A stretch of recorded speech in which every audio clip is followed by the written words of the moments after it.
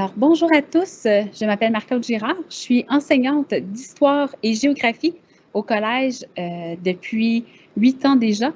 J'enseigne en première et en quatrième secondaire, tant du côté des garçons que des filles. Alors, si jamais vous avez des questions, n'hésitez pas. Moi, aujourd'hui, je vais me concentrer surtout sur la présentation du programme d'histoire au collège. Alors, le cours d'histoire et géographie, ou ce qu'on appelle l'univers social, se passe à tous les ans. Donc, chaque année du secondaire, les élèves ont des cours d'univers social. Alors, je vais commencer avec le cours de secondaire 1 et 2. Le groupe de secondaire 1 et 2, pourquoi j'en parle ensemble, c'est que c'est une continuité dans le temps. C'est de façon chronologique.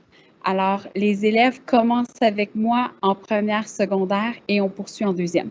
Avec moi, et l'histoire première, deuxième secondaire, c'est beaucoup axé sur l'histoire occidentale. Alors, on part des premiers occupants. On s'en va dans la sédentarisation, donc on voit comment les hommes sont passés de nomades à sédentaires. Après ça, on voit les sociétés avec la Mésopotamie aussi. On voit après ça, Athènes, on va parler de l'expérience de démocratie. Alors, nous, on vit dans une société démocratique, donc on va voir les fondements de cette société-là. Par la suite, on va aller à Rome pour voir comment l'Empire romain a dominé 3 continents, a implanté sa culture, ses façons de faire sur ces territoires-là qui étaient conquis. Par la suite, on s'en va voir la christianisation de l'Europe et l'essor urbain et commercial. Donc, on passe de la préhistoire au Moyen Âge en première secondaire, ce qui est très ambitieux. Deuxième secondaire, les élèves repartent toujours dans le Moyen Âge et là, on parle de la Renaissance et de l'humanisme. On parle de l'expansion dans le monde, donc des grandes découvertes. On va voir aussi les révolutions américaines et françaises. On parle de la révolution industrielle qui s'est passée beaucoup en Europe dans les années 1850, par exemple, et avant. Et aussi, on va parler de la reconnaissance des droits et libertés des gens. Donc, ça, c'est le programme pour le secondaire 1 et chaque semaine. On voit 2 fois par semaine aux élèves en histoire. Donc, au collège, les cours sont de 45 minutes. Alors, je vois mes élèves 1h30 en histoire, 1h30 en géographie à chaque semaine, comme ça en secondaire 1 et 2. À travers nos cours sont beaucoup magistraux. On fait participer les élèves, mais on fait aussi beaucoup de projets avec les élèves pour développer leurs compétences, pour développer aussi leurs connaissances. On peut utiliser des documentaires aussi pour venir consolider les apprentissages qu'on fait avec les élèves. Par la suite, secondaire 3 et 4, aussi continuité dans le temps. Alors, on fait de façon chronologique. Donc, secondaire 3, en secondaire 1 et 2, les manuels qu'on utilise, c'est ceci. Alors, chrono en secondaire 1 et en secondaire 2, c'est un cahier qu'une de mes collègues, donc de deuxième secondaire, a fait. Donc, on va voir tout le programme, mais c'est elle qui a fait son propre cahier. J'ai oublié aussi de parler de la géographie en secondaire 1 et 2.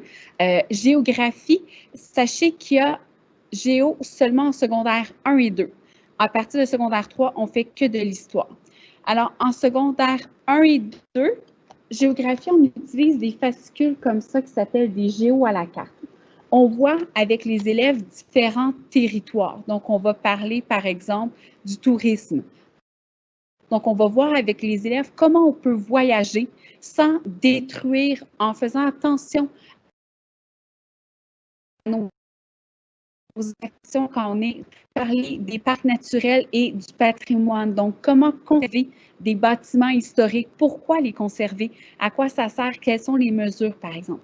On peut voir aussi les métropoles en deuxième secondaire. Donc, on va voir des projets chansons avec le métropole. Alors, on va vraiment toucher plusieurs sphères. On va parler de la forêt, de l'industrialisation aussi. Donc, c'est vraiment plein de sujets qui touchent beaucoup les élèves parce que c'est des choses qu'ils connaissent, qu'ils vivent. Je reviens à mon secondaire 3 et 4 pour histoire. Alors, comme je disais, c'est une continuité dans le temps. Alors, en troisième secondaire, au niveau de l'histoire, on va voir des premiers occupants, donc l'arrivée des Autochtones. On va passer par le régime français, donc voir comment la Nouvelle-France s'est développée, parler, par exemple, de l'économie aussi, de la traite des fourrures. Et on va terminer en commençant le régime britannique, donc parler de la conquête, parler aussi des différentes constitutions avec les élèves, donc par exemple la proclamation royale, l'acte de Québec, l'acte constitutionnel. On va voir tous ces changements politiques-là aussi, voir c'est quoi leurs impacts et qu'est-ce qu'on cherchait à faire en changeant nos constitutions. En secondaire 3, le cahier d'exercice utilisé, c'est celui-ci. Donc, c'est le chronique. Alors, les élèves voient vraiment un programme très important. Sachez qu'en secondaire 3 et 4, on voit nos élèves 4 fois par semaine. Donc, c'est vraiment plus de 3 heures qu'on passe avec eux à étudier. Donc, on va vraiment en profondeur étudier l'histoire du Québec et du Canada. En secondaire 4, avec mes élèves, je reprends où sont arrêtés les élèves en troisième secondaire, donc aux Patriotes, et je repars avec l'acte d'union, donc l'union du Haut et du Bas Canada suite aux rébellions des Patriotes, pour essayer de voir si on peut assimiler les Canadiens français avec le rapport Durham aussi. Et on va tranquillement passer vers la 5e Constitution, qui est l'acte de l'Amérique du Nord britannique, donc le Canada indépendant. Et tout au long de l'année aussi, bien, on va voir des grands sujets. Je vais parler des 2 grandes guerres avec les élèves. On va parler de la crise économique de 1929. On va parler des années folles. On va parler de la Révolution tranquille, de la crise d'octobre. On va voir les 2 grands référendums sur la souveraineté et l'indépendance du Québec. À la fin de l'année, on va arriver un petit peu plus vers les années 2000, donc des sujets que les élèves ont un petit peu plus vécu aussi, mais à travers toute l'année, on essaie de comprendre les changements sociaux, économiques, politiques aussi. Avec mes élèves de secondaire 4 au début de l'année, je fais toujours les rouages du pouvoir. C'est l'étude du système parlementaire canadien parce que les élèves sont rendus à autour de 15-16 ans. Donc, les élections, leur droit de vote s'en vient. Alors, tranquillement, on les prépare à ça. Moi, ce que j'utilise en secondaire 4, c'est le cahier période avec les élèves. J'utilise ce cahier-là parce qu'en secondaire 4, il y a un examen important, c'est l'examen du ministère. Donc, en juin, les élèves ont un examen du ministère comme en sciences et en mathématiques. Donc, sûrement que les professeurs de sciences et mathématiques vont en parler dans leur capsule. Tout au long de l'année, je prépare mes élèves à faire l'examen du ministère. Donc, vraiment, on les prépare. Il n'y a aucune surprise à la fin de l'année.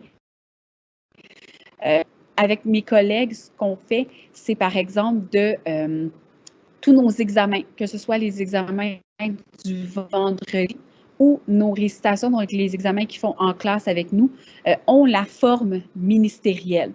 Donc, la forme de questions, les formes de réponses, la grille de correction ressemble beaucoup à ce qui est fait au ministère. Donc, on les prépare vraiment très bien à ce qui les attend. Parce que les examens du ministère sont obligatoires pour réussir à avoir le diplôme d'études secondaires. Alors, si, par exemple, un élève ne réussit pas son examen, son diplôme peut être retenu jusqu'à temps que l'examen soit réussi, mais il peut passer au niveau suivant aussi. On prépare très bien pour ça. Ensuite, on fait beaucoup de projets aussi avec les élèves en secondaire 4. On met beaucoup de façon concrète. On fait un projet sur la guerre de sécession, par exemple. En secondaire 3 et 4, on a des projets qui s'appellent des documentaires et des docufictions. Donc, les élèves doivent nous faire un montage vidéo d'une situation soit historique ou, par exemple, une entrevue avec une personnalité publique politique en faisant ressortir les grandes lignes de son vécu. Et à travers tout ça, on fait un gala à la fin de l'année pour remettre des prix pour féliciter les élèves pour leur travail. On peut faire aussi des présentations orales, donc les élèves vont avoir certains sujets et après ça, ils vont devoir nous présenter devant toute la classe le fruit de leur recherche. Pour ce qui est de cinquième secondaire, en cinquième secondaire, les élèves ont un cours obligatoire qui s'appelle Monde contemporain. Le cours est divisé en deux parties. D'un côté, on a Monde. Alors, c'est vraiment la partie plus relations internationales, actualité. On parle de la richesse des pays, des tensions et des conflits. On parle de la population, donc les vagues d'immigration. De l'autre côté, c'est économie, donc éducation financière. Les élèves vont avoir un bagage en éducation financière, comprendre c'est quoi un monopole, un oligopole, c'est quoi le PIB, et être capable de le calculer, savoir c'est quoi l'inflation, faire un budget, comprendre c'est quoi de l'épargne, des cartes de crédit, comment ça fonctionne, faire des budgets, tout ça, les élèves vont en parler en cinquième secondaire. Aussi, à travers tout ça, il y a des projets qui sont faits avec les professeurs. Il y a aussi des documentaires pour venir relier, par exemple, surtout avec Monde et l'actualité. Souvent, les professeurs vont faire des moments d'actualité avec les élèves, toujours pour sensibiliser les élèves à l'importance d'écouter les nouvelles, de se tenir au courant de l'actualité et aussi, à travers tous nos cours, l'objectif aussi, que ce soit de première secondaire à cinquième secondaire, c'est de développer des compétences d'interprétation de faits, de compréhension aussi de faits, de voir que certains événements sont arrivés parce que d'autres sont arrivés. Donc, essayer de comprendre tout ça, la chronologie. Alors, on développe vraiment la pensée critique des élèves et aussi la capacité de synthétiser des événements. En cinquième secondaire aussi, on a deux options au collège. Il y a l'option sciences, mais il y a aussi l'option histoire en cinquième secondaire. Alors, les cours, c'est histoire du 20e siècle. Alors, on parle des grands enjeux. Ils viennent approfondir ce que moi, je fais en secondaire 4, bien sûr. Et ils vont aussi beaucoup plus loin que ce que je fais en quatrième secondaire. Et histoire, culture et société. Alors ça, c'est une ouverture vers les études en sciences humaines, préparation au cégep. On parle de sociologie, d'histoire. On fait des cours avec de la psychologie aussi. Donc, c'est un cours vraiment axé sur les sciences humaines. Alors, pour moi, ça fait le tour global de la présentation des différents programmes qui sont offerts en histoire et géographie. Alors, si jamais vous voulez, je peux passer à la période de questions. Alors, vous pouvez écrire vos questions dans le clavardage et je vais y répondre une par une à voix haute pour que vous puissiez entendre les réponses qui sont données, qui sont posées et données aussi aux autres personnes. Alors, j'ai une première question. Ces cours sont-ils donnés pour toutes les concentrations? Oui. Nos cours, peu importe que vos enfants soient en concentration sport, concentration latin, concentration IB ou programme international, tous les cours, c'est le même programme. Parce que tous les programmes d'histoire sont donnés obligatoires par le ministère, donc on n'a pas le choix de les suivre. C'est sûr que au niveau des élèves, par exemple, de l'IB, on a des grilles de correction à respecter, ils ont des critères supplémentaires à développer. Alors, parfois, par exemple, dans les projets, on va leur demander quelque chose supplémentaire aussi à faire pour continuer à développer les critères qu'ils ont à faire.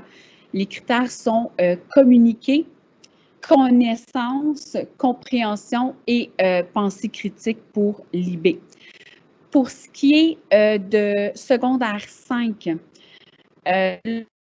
histoire et seulement, il y a une fonctionnalité pour les groupes qui ont fait IB. Il y a l'obligation de prendre un des deux cours de histoire, alors que les autres ont la possibilité de choisir entre sciences ou histoire. Mais tout ça, si vous voulez, est disponible aussi dans la description des différentes concentrations, surtout pour le secondaire 5. Mais sinon, tout est égal pour tout le monde, les mêmes programmes. Alors, pour vous préparer à l'examen d'admission, les élèves, bien sûr, vous allez trouver toute l'information aussi dans le site Internet au niveau des examens d'admission, mais c'est vraiment de bien comprendre la matière vue en 5e secondaire. Pardon, en 5e année, trop tard. Alors, en 5e année, l'élève doit quand même bien maîtriser sa matière aussi. Si vous voulez bien travailler le français, les mathématiques, la logique surtout, à l'examen, c'est ce que je vous recommande vraiment, de vous pratiquer, de faire écrire vos enfants des dictées, juste pour qu'on s'habitue aux mots, à être capable de se corriger. Vous pouvez, il y a des cahiers qui se vendent de préparation, ça aussi, ça peut être intéressant de voir ces cahiers-là. Donc, c'est la recommandation que je pourrais vous faire. Parce que, bien sûr, tout ce qui est dans l'examen est confidentiel, je ne peux pas vous le diffuser, mais c'est vraiment de vous préparer si votre enfant a bien compris son secondaire, sa 5e année. Alors, c'est sûr que là, avec tout ce qui s'est passé la fin de l'année, l'année dernière, mais s'il a bien travaillé à distance, qui fait des cahiers, il peut être bien préparé. Ouais. Alors, je vais aller à la prochaine question. Combien d'heures d'études en moyenne les étudiants passent par soir? Je vous dirais que ça peut varier d'une semaine à l'autre, mais en général, ça peut tourner autour d'un 2 heures par soir. Souvent, français, mathématiques, parce qu'ils ont ces cours-là à chaque jour. Alors, ils doivent faire leurs devoirs à tous les jours. Il y a souvent des devoirs, des études à faire. Aussi, nous, au collège, tous les vendredis après-midi, ou presque, c'est des examens. Alors, durant la semaine, les élèves doivent aussi commencer à penser à étudier pour leurs examens. Il peut y avoir des examens aussi en classe pendant la semaine, mais tout ça, hein, les examens du vendredi en classe, c'est longtemps annoncé d'avance. Donc, les élèves ont le temps de se préparer. Donc, on ne reçoit pas ça la veille pour étudier, mais je vous dirais qu'un nombre d'heures moyen, ça peut être environ 2 heures. Mais souvent, ce que nous, les élèves font, parfois, certains commencent sur l'heure du dîner après avoir mangé. Pendant 20 minutes, on fait un devoir, donc ça peut se faire aussi. Mais ça va vraiment varier aussi selon les périodes de l'année. Ensuite, est-ce que j'en demande trop si je vous demande de refaire une petite récapitulation du cours d'univers social? J'étais en retard à cause d'un problème technique de connexion. Non, pas du tout. Je peux le faire parce que vous êtes ma dernière question à date dans le clavardage. N'hésitez pas à continuer à écrire, ça va me faire plaisir. Donc, si jamais vous êtes arrivé en retard, petit récapitulatif. Alors, première, deuxième, secondaire, on voit l'histoire surtout occidentale. Alors, de première secondaire à deuxième secondaire, c'est chronologique. En première secondaire, je passe des premiers hommes, donc la préhistoire, et je m'en vais jusqu'au Moyen Âge. Donc, je passe à la sédentarisation, la Mésopotamie. En Mésopotamie, j'ai oublié de le dire tout à l'heure, mais on voit l'importance de l'écriture. Pour nous, c'est inné, écrire, mais en Mésopotamie, c'est là où ça s'est développé, comment ça a permis de développer les sociétés aussi. On va voir Athènes avec l'expérience de démocratie pour comprendre notre démocratie qui a beaucoup évolué, bien sûr. Rome avec la conquête des différents territoires. Ensuite, on voit la christianisation de l'Europe et aussi l'essor urbain et commercial au Moyen Âge, c'est pour secondaire 1. Secondaire 2, c'est tout ce qui est Renaissance, humanisme, les grandes découvertes, les révolutions françaises et américaines. On va parler de l'industrialisation, des droits et libertés des gens. Par la suite, et à travers tout ça, on fait des projets toujours. Aussi, comme je disais tout à l'heure, on voit 2 fois par semaine nos élèves en histoire et 2 fois par semaine nos élèves en géographie. Pour ce qui est de secondaire 3-4, c'est l'histoire du Québec, du Canada. Alors, on passe en secondaire 3, c'est encore chronologique. Alors, on passe en secondaire 3 des premiers occupants, donc de l'arrivée des Autochtones, au régime français. Alors, voir comment la Nouvelle-France s'est développée, parler du mercantilisme, par exemple, la traite des fourrures. jusqu'à la conquête. On va parler de la conquête après avec le régime britannique et là, on va faire les grandes constitutions, la proclamation royale, l'acte de Québec, l'acte constitutionnel. On va voir les changements aussi dans le territoire. On parle aussi des 13 colonies, l'indépendance américaine. On y revient aussi un petit peu. Et on arrête en secondaire 3 aux rébellions des Patriotes.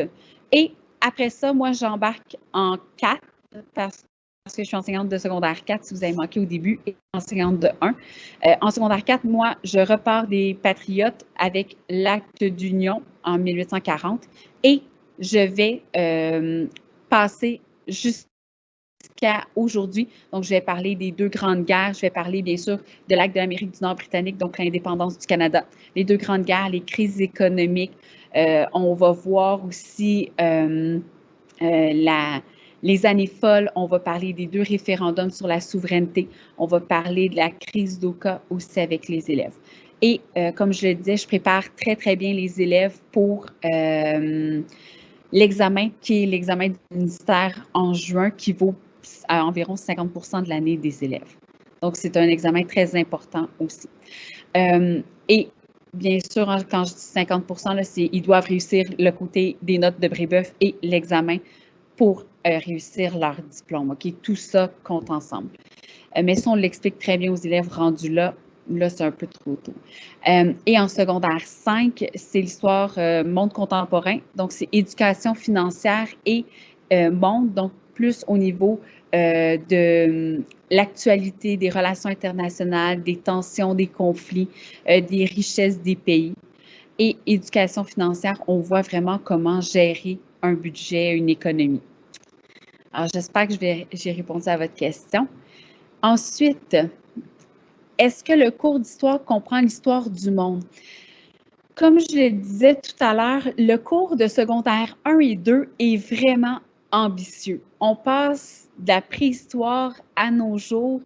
J'ai beaucoup de choses à voir. Je vous avoue que c'est très axé sur l'Occident, mais à travers chacun de mes chapitres, je parle d'un ailleurs avec les élèves. Alors, ça peut être par exemple l'Égypte. Ça peut être de parler de Constantinople. Alors, c'est comme ça qu'on va toucher un peu l'histoire autre que juste occidentale, mais malheureusement, je vais être honnête avec vous, notre programme est tellement chargé, on ne peut pas voir toute l'histoire du monde au grand complet. Nos cours sont pas assez, on n'a pas assez d'heures de cours pour pouvoir le faire. Ce serait très intéressant, mais à chaque chapitre, on a des textes à faire lire aux élèves, on les met en contexte et on compare aussi. Par exemple, la Mésopotamie, on va la comparer avec l'Égypte. Est-ce que ça s'est développé de la même façon? Est-ce qu'on a les mêmes lois? Est-ce qu'on a les mêmes techniques? Justement parce que c'est 2 endroits différents. Alors, ça peut être des choses qu'on va faire pour développer les connaissances des élèves. On va aussi parler beaucoup de la culture, des aspects d'une société. Donc, voir comment la politique se fait. C'est sûr que au niveau de l'histoire du monde, je vous dirais qu'on va un peu plus large en 5e secondaire avec, par exemple, les tensions et conflits. Je vais vous donner un exemple. Actuellement, ma collègue est en train de parler du génocide au Rwanda avec les élèves parce que ça fait partie du programme de tensions et conflits. L'actualité aussi beaucoup plus est ouverte. En 4e secondaire, on peut parler un peu plus des États-Unis aussi parce qu'on peut faire beaucoup de liens avec les 13 colonies, avec l'indépendance aussi, avec nos frontières. Mais c'est ce que je vous dirais pour l'histoire du monde. Ah, merci. Vous êtes très gentille et très patiente. Bien, merci beaucoup. Ça me fait plaisir. Je suis là pour vous guider, pour vous répondre. Ça me fait plaisir de donner mon temps. Oui. Est-ce que vous avez d'autres questions? Si jamais aussi vous avez, vous voulez revoir à partir de demain sur le site Internet, la vidéo va être rediffusée si jamais vous avez besoin aussi de revoir des petites choses clarifiées. Il n'y a aucun problème. Vous pouvez regarder encore la vidéo. Alors, si jamais vous avez plus d'autres questions, j'ai répondu à toutes vos questions, vos interrogations, vous pouvez quitter. Sinon, je peux rester en ligne encore, là, il n'y a aucun problème. N'hésitez pas à me poser des questions. Si jamais vous quittez, je vous souhaite une belle fin de journée. Au plaisir de peut-être enseigner à votre garçon ou votre fille dans les prochaines années. Bonne fin de journée à tous.